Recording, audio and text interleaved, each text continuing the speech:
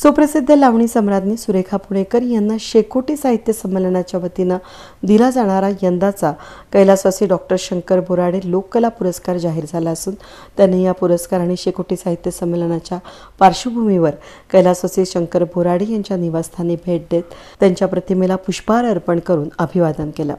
बोराडे कुटुंबियांशी त्यांनी संवाद साधला। यावेळी नाशिक रोड शिवजन्मोत्सव समितीच्या पदाधिकाऱ्यांनी त्यांचं स्वागत करून नाशिक रोड शिवजन्मोत्सव सोहळ्याची माहिती देऊन आमंत्रण दिलं। यावेळी माध्यमांशी बोलताना नाशिक रसिक प्रेक्षकांची कलावंत म्हणून मला नेहमी भरभरून साथ लाभली असून नटरंगीन नारसारख्या कार्यक्रमातून नाशिककरांनी ते दाखवून दिल्याची आठवण त्यांनी करून दिली। मी लावणी सम्राज्ञी सुरेखा पुणेकर आज मी नाशिकमध्ये आहे। कैलासवासी शंकर बोराडे साहित्यिक यांच्या स्मरणार्थ त्यांच्या नावाने मला पुरस्कार देणार आहे त्यांचा मुलगा आणि त्यांची कमिटी। आणि त्यांनी मला सांगितलं की माझे वडील माझे आजी आजोबा कलाकार होते आणि शंकर बोराडे यांच्या नावाने तुम्हाला पुरस्कार द्यायचा आहे, तर मला खूप आनंद वाटला। आज नाशिक म्हणजे माझं माहेर घर असल्यासारखं आहे आणि नाशिकमध्ये मला खूप नाशिककरांनी प्रेम दिलेलं आहे। सतत माझ्या नटरंगी नार या कार्यक्रमाला हाऊसफुलचे बोर्ड लागलेले आहेत, तेव्हा मला नाशिककरांचं खूप कौतुक आहे। म्हणून मी या कार्यक्रमासाठी आज आलेली आहे। तसेच याच्या पुढे मला गोरगरीब कलावंतांसाठी आजच्या ज्या शिकणाऱ्या मुली आहेत त्यांना बॉलिवूडपर्यंत पोहोचवण्यासाठी मी इथे डान्स अकॅडमी काढणार आहे।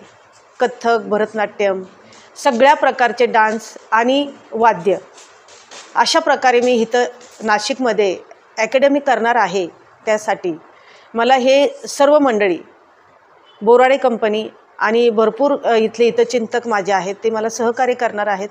तेव्हा लवकरात लवकर एक 2 महिन्यामध्ये मी इथं अकॅडमी सुरू करते आणि इथल्या ज्या कलावंत आणि कलावंत मुली यांच्यासाठी चांगलं व्यासपीठ मी देणार आहे आणि अशी एक मुलगी घडवणार आहे की ती चित्रपटांमधून नाटकामधून ती चमकली पाहिजे अशी माझी इच्छा आहे। तेव्हा मी इथे नाशिकमध्ये पुन्हा एकदा सांगते अकॅडमी सुरू करणार आहे।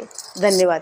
याशिवाय आपण नाशिक शहरात लवकरच एक नृत्य अकादमी सुरू करणार असल्याचं देखील त्यांनी सांगितलं। या नृत्य अकादमीतून युवा कलावंतांना विशेषतः गोरगरीब मुलींना कथ्थक आणि भरतनाट्यम विविध वाद्यसंगीतासह सर्व प्रकारचे प्रशिक्षण देण्यात येईल आणि त्यांना चित्रपटसृष्टीत कलावंत म्हणून स्वतः सिद्ध करून दाखवता येईल यासाठी प्रयत्न करणार असल्याचं त्यांनी सांगितलं।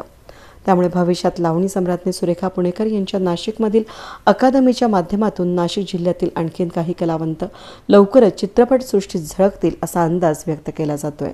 कलावंतांना आतापासूनच या अकादमीच्या सुरू होण्याचे वेध लागले असून भविष्यात त्याला कसा प्रतिसाद मिळतोय हे पाहणं महत्त्वाचं असणार आहे। वेद न्यूजसाठी अनिल गुंजाळ, नाशिक रोड।